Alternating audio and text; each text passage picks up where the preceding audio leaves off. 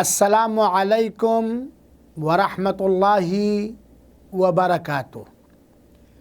अल्हम्दुलिल्लाहि वहदह वस्सलातु वस्सलामु अला मन ला नबिय्य बअदह। प्रिय मित्रों, आज मैं आप सब लोगों को निफास, माहवारी की खराबी तथा मासिक धर्म हैज़ के विषय में कुछ बतलाना चाहता हूँ और हम और आप ये बात अच्छे प्रकार जानते हैं कि मासिक धर्म, माहवारी तथा डिलीवरी के समय जो खून महिला के शरीर से आता है, इसका सीधे संबंध महिलाओं से है, परंतु महिलाओं से पुरुषों का संबंध होता है। इसी कारण महिलाओं पर भी तथा पुरुषों पर भी इनके बारे में उचित ज्ञान रखना अनिवार्य तथा आवश्यक है। तो आइए सर्वप्रथम सबसे पहले हम निफास के विषय में कुछ जानें और समझें। निफास ये अरबी भाषा का एक शब्द है जो गर्भवती महिला के उत्पत्ति के समय ये प्रारंभ होता है। निफास का परिचय ये है कि निफास उस रक्त, उस खून को कहा जाता है जो गर्भवती के प्रसव, उत्पत्ति से कुछ दिन पहले, एक दिन पहले या बाद में निकलता है। ये निफास का खून काला होता है, बदबूदार होता है। गर्भवती के गर्भ से डिलीवरी से 2 या 3 दिन पहले निकलना प्रारंभ होता है और फिर डिलीवरी बच्चे के पैदा होने के बाद निकलता है। ऐसे रक्त को निफास कहा जाता है। निफास के निकलने का समय यह है कि डिलीवरी से 2 दिन 3 दिन पहले या उसके तुरंत बाद या 2 दिन और 3 दिन बाद महिला के गुप्तांग द्वारा उसके गर्भ से निकलता है। और ये अल्लाह ताला का अत्यंत दया है कि अल्लाह ताला ने ये नियम, विधि और सिस्टम बनाया है। अगर ये रक्त महिला के गर्भ में इकट्ठा रहे तो वो रोगी हो जाएगी और फिर उसका कोई इलाज नहीं हो पाएगा। निफास का समय जानने के बाद इसकी मुद्दत, युग हम जान लें। निफास यानी डिलीवरी के उत्पत्ति समय से लेकर अधिक से अधिक 40 दिन तक निकलता है। कितने दिन तक? अधिक से अधिक 40 दिन तक निकलता है। 40 दिन से अधिक नहीं आ सकता। और कम से कम के लिए कोई निश्चित समय नियुक्त नहीं है। 10 रोज भी आ सकता है, 20 भी आ सकता है, 25 भी आ सकता है, लेकिन अधिक से अधिक डिलीवरी से 1-2 दिन पहले जो शुरू हुआ या डिलीवरी के बाद जो प्रारंभ हुआ, उस समय से लेकर के अधिक से अधिक 40 दिन, और कम के लिए कोई निश्चित समय नियुक्त और मुतय्यन नहीं है। निफास आते समय महिला के ऊपर क्या अनिवार्य तथा जरूरी है? 2 चीजें जरूरी हैं, आवश्यक हैं। एक तो ये है कि जैसे ये खून बंद हो, आना खत्म हो जाए, तुरंत स्नान करना पड़ेगा उस महिला को।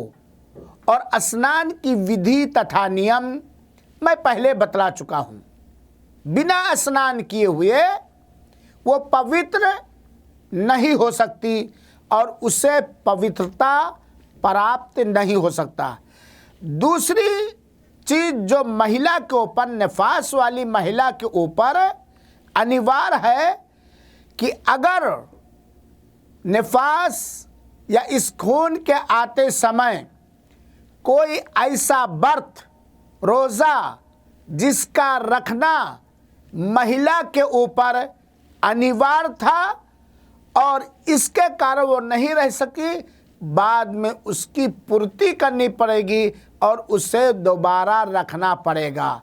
उदाहरण स्वरूप अगर किसी महिला के साथ यह घटना मैं कहता हूँ रमज़ान में हुआ, तो इसके कारण रमज़ान का अनिवार्य व्रत तथा रोज़ा वो नहीं रह सकती। परंतु जैसे ही ये ख़त्म हुआ, उसके बाद वो अगला रमज़ान आने से पहले छूटे हुए रोज़ों को की पूर्ति करेगी और उसकी क़ज़ा करेगी। निफास आने के बाद एक महिला पर क्या हराम तथा वर्जित हो जाता है?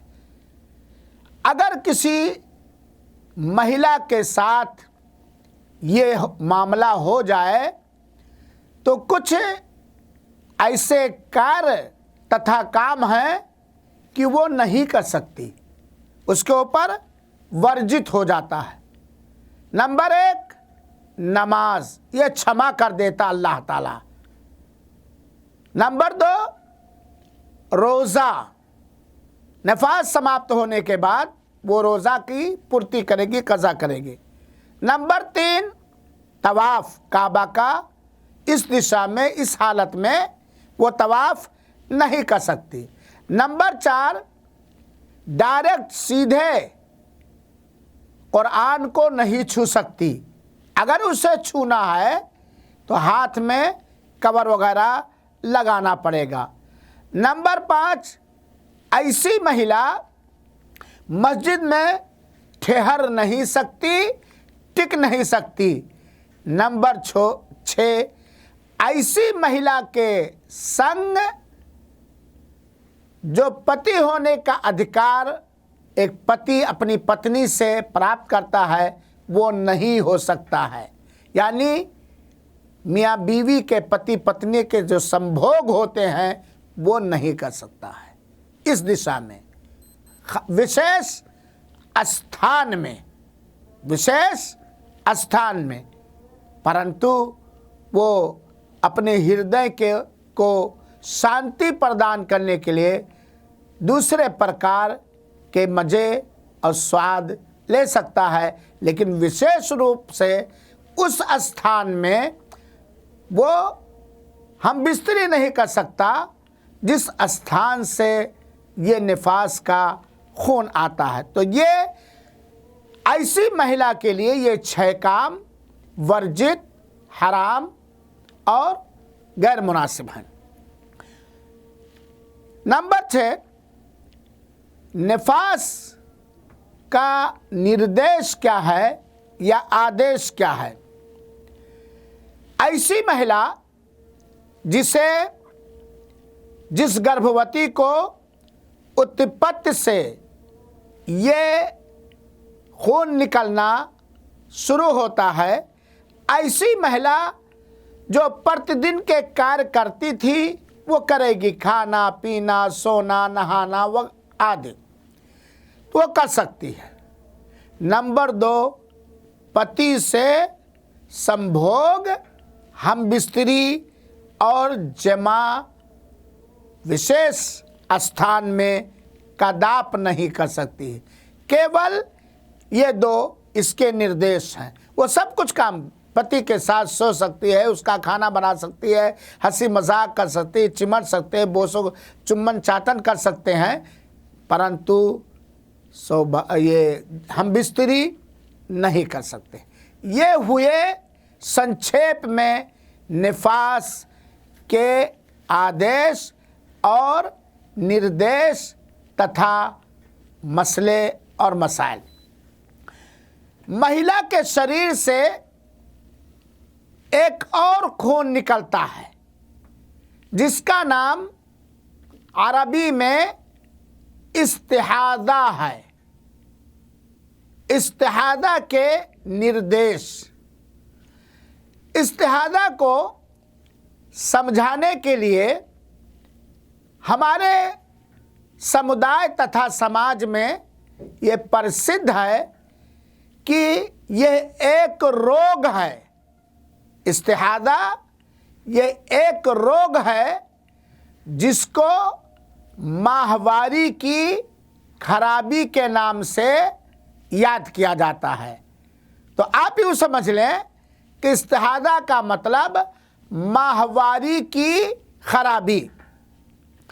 किसी रोग के कारण महिला के शरीर से ये खून निकलता रहता है जो ना मासिक धर्म होता है और ना ही परसों रक्त होता है, परंतु ये रोग के कारण निकलता है। इसको माहवारी की खराबी या इस्तिहादा कहा जाता है। माहवारी की खराबी के निर्देश तथा आदेश कुछ इस प्रकार हैं। माहवारी की खराबी के परिचय के विषय में हम ये जान लें कि ये खून लगातार महिला के गुप्तांग से निकलता है, जो लाल भी होता है, इसमें बदबू नहीं होती और भांत भांत के ये कलर भी अपना लेता है और बारीक होता। बल्कि अगर मैं ये कहूँ तो गलत नहीं होगा कि माहवारी की खराबी की पहचान ये है कि गुप्तांग से निकलता है परंतु ये लाल होता है और पतला हल्का होता है। इसमें स्मेल तथा बदबू बहुत कम होती है।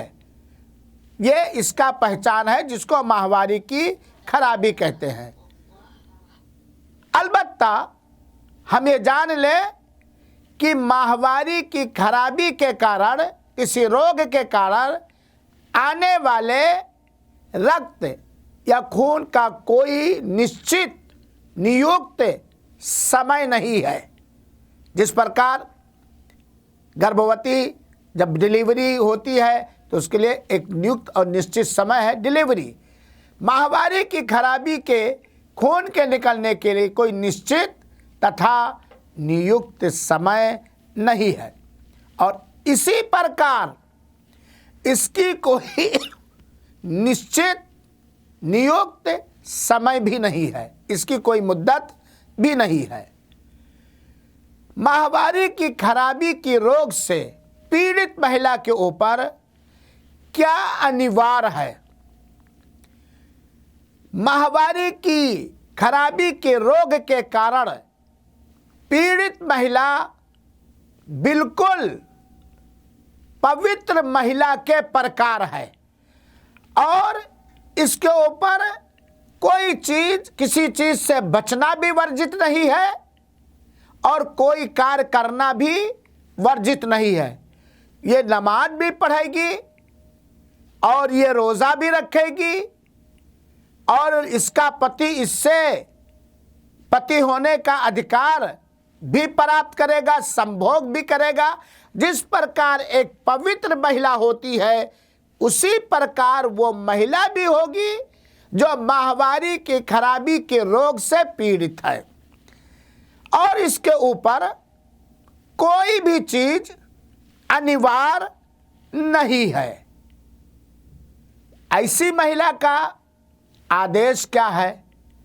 केवल एक चीज इसके ऊपर अनिवार्य है, वो ये है कि कपड़े को खून से बचाने के लिए या नमाज पढ़ने के लिए या मस्जिद में जाने के लिए पहले वो वुजू कर ले और उसके पश्चात पैर वगैरह बांध ले ताकि उसके शरीर से निकले हुए खून द्वारा कपड़ा दागदार ना हो या मस्जिद में कोई गंदगी ना आए।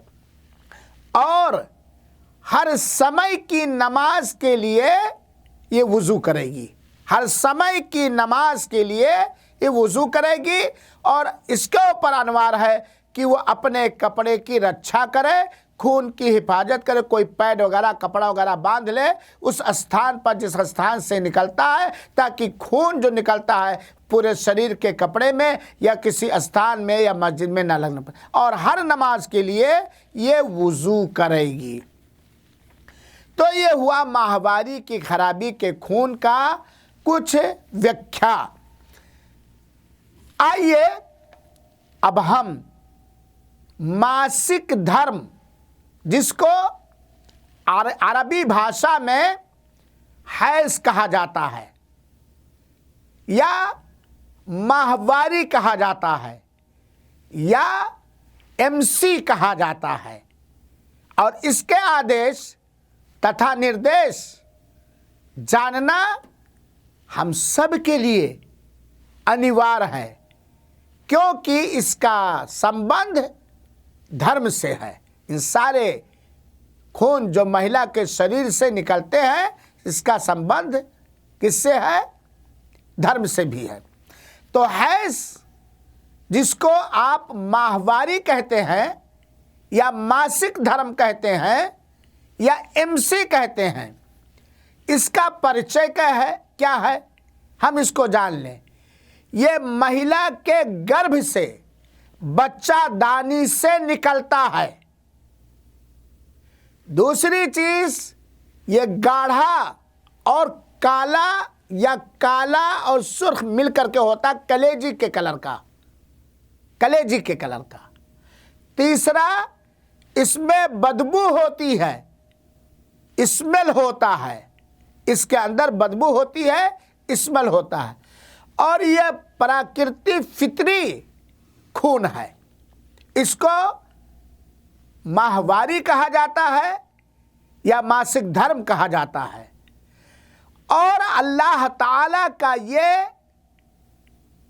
सिस्टम है कि अल्लाह ताला ने इसको किया है। अगर साधारण रूप से प्रति महीना ये महिला बालिग महिला के शरीर से न निकले तो महिला को रोग लग जाएगा। तो ये मासिक धर्म का परिचय ये है कि महिला के गर्भ से बच्चादानी से निकलता है, कलर काला होता है और ये गाढ़ा होता है और इसमें बदबू होती है, और ये रक्त, ये खून प्राकृतिक फितरी खून है। इसके निकलने का समय क्या है? माहवारी के आने का समय क्या है? प्रिय मित्रों और हमारी प्रिय माताओं तथा बहनों, ये मासिक धर्म वाला खून, जिसको हैज या माहवारी का खून कहा जाता है, ये पुत्री के जवान होने के चिन्हों में से एक महत्वपूर्ण चिन्ह है। जब कोई भी बच्ची बालिग हो जाती है तो उसका पहचान होता है माहवारी के खून का आना। अक्सर अधिकतर 9 वर्ष की जब पुत्री पहुंच जाती है, बच्ची पहुंच जाती है, तो उस वक्त से हर प्रति महीना ये खून आता है और अधिक से अधिक 50 वर्ष तक ये रहता है। 9 वर्ष से प्रारंभ होता है, कभी 9 कभी 10, ये देशों के वातावरण के अनुसार है और खान पीन के अनुसार है। कोई मुल्क गर्म होता है, कोई मुल्क ठंडा होता है और कोई घराना ऐसा खाना पीना अच्छा होता है आदि। तो इसकी मुद्दत क्या है, इसका समय क्या है? माहवारी के आने के 9 साल से प्रारंभ होता है और अधिक से अधिक 50 साल तक ये आता है। कभी 2-1 साल कम और कभी 2-1 साल ज़्यादा भी आने में हो सकता है। इसकी मुद्दत, नियुक्त मुद्दत या समय क्या है, यानी कितने दिन यह हैज का खून आता है, माहवारी का खून कितने दिन आता है? कम से कम 1 दिन तथा 1 रात, कम से कम 1 दिन तथा 1 रात। अधिक से अधिक कभी 6 दिन आता है, कभी 7 दिन आता है, कुछ महिलाओं को 8 दिन आता है, कुछ महिलाओं को 6 और 5 दिन आता है। हाँ, तो ये इसका मुद्दत है। बहुत ही कम महिला ऐसी मिलेंगी जिनको 15 दिन आता हो। तो ये कम से कम 1 दिन 1 रात आता माहवारी का खून। अधिक से अधिक 6 से लेकर के 7 दिन तक आता है, इससे कम भी हो सकता है। और बहुत अगर अधिक हो गया तो 15 डेज यानी 15 दिन होता है। माहवारी वाली महिला, जिसको हैज वाली महिला कहा जाता है, उसके ऊपर क्या अनिवार्य है, ये मर्दों को भी जानना अनिवार्य है तथा महिलाओं को भी। पहली चीज, माहवारी का खून आना जैसे बंद हो जाए और इसके खत्म होने, समाप्त होने का चिन्ह यह कि अंत में चूने कलर का, चूने के धोवन के प्रकार पानी आने लगता है। तो जैसे माहवारी का खून समाप्त हो जाए, महिला के ऊपर स्नान करना ये अनिवार्य हो जाता है। बिना स्नान के वो पवित्र नहीं हो सकती है। दूसरी चीज, अगर माहवारी के समय कोई अनिवार्य व्रत तथा रोजा छूट गया है तो उसके पश्चात खत्म होने के बाद उसकी पूर्ति करनी पड़ेगी, उसकी कज़ा करनी पड़ेगी। इसी प्रकार ऐसी महिला जिसको माहवारी का खून आ रहा हो, वो अल्लाह के घर काबा का परिक्रमा तथा तवाफ नहीं कर सकती है। इसी प्रकार माहवारी से पीड़ित या वो महिला जिसको माहवारी आती है, वो डायरेक्ट कुरान नहीं छू सकती। बिना कवर के, बिना पर्दा के वो कुरान नहीं छू सकती। इसी प्रकार वो महिला जिसको माहवारी आ रही है, वो मस्जिद में ठहर नहीं सकती। हाँ, अगर गुजरना हो तो गुजर सकती है। इसी प्रकार माहवारी वाली महिला से उसका पति विशेष स्थान में संभोग, हम बिस्तरी नहीं कर सकता है, चुम्बन चाटी कर सकता है, एक ब्लैंकेट में सो सकता है, बोसो कनार कर सकता है। हाँ, लेकिन वो संभोग नहीं कर सकता। अगर उसने इस दिशा में संभोग किया तो महापाप किया। उसे 1 दिरहम, 1 दीनार या 1.5 दीनार उसे दान करना पड़ेगा। मना है, अल्लाह के रसूल अंतिम संदेशा ने मना किया। और क्या आवश्यकता है उस विशेष आस्थान में ऐसी गंदगी के समय अपने आत्म को संतुष्ट प्रदान करना। पूरा शरीर आपके, भाई पीछे वाले शरीर में तो बिल्कुल कभी भी नहीं, आगे ही के शरीर में तो पूरा जिस्म आपके है, आपकी महिला, आपकी पत्नी, आप उसके पति, दूसरे अंदाज का आप अपने इच्छा को पूरा कर सकते हैं। माहवारी वाली महिला का आदेश दो चीज है। पहली चीज ये है कि माहवारी के द्वारा वो महिला जिसको उसके पति ने तलाक दे दिया है, त्याग पत्र दे दिया है, इसके द्वारा त्याग पत्र के कारण, तलाक के कारण जो नियुक्त समय है जिसको अरबी भाषा में इद्दत कहा जाता है, इसी के द्वारा वो गुजारेगी। गोया 1 हैज़ 2 हैज़ 3 हैज़, है ना, तो इसके ज़रिए वो तलाक।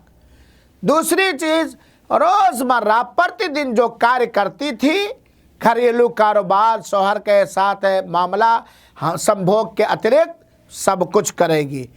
और तीसरी चीज़, ऐसी महिला जिसको माहवारी आ रही है, माहवारी आते समय वो अपने पति से संभोग, हम बिस्तरी का दाप नहीं कर सकती। ये हुए आपको मिले माहवारी के निर्देश। तो अंत में आप ये जान लीजिए कि एक महिला के शरीर से 3 प्रकार के रक्त तथा खून आते हैं। एक है परसों रक्त, निफास का खून, जब डिलीवरी के वक्त उत्पत्ति होती है। दूसरा है माहवारी की खराबी। तीसरा है मासिक धर्म और हैज़। अल्लाह ताला से ये आशा तथा प्रार्थना है कि हमने जो सीखा है इसे दूसरों को सिखाने का अवसर प्रदान करे। आमीन। वस्सलामु अलैकुम वरहमतुल्लाहि वबरकातुहू।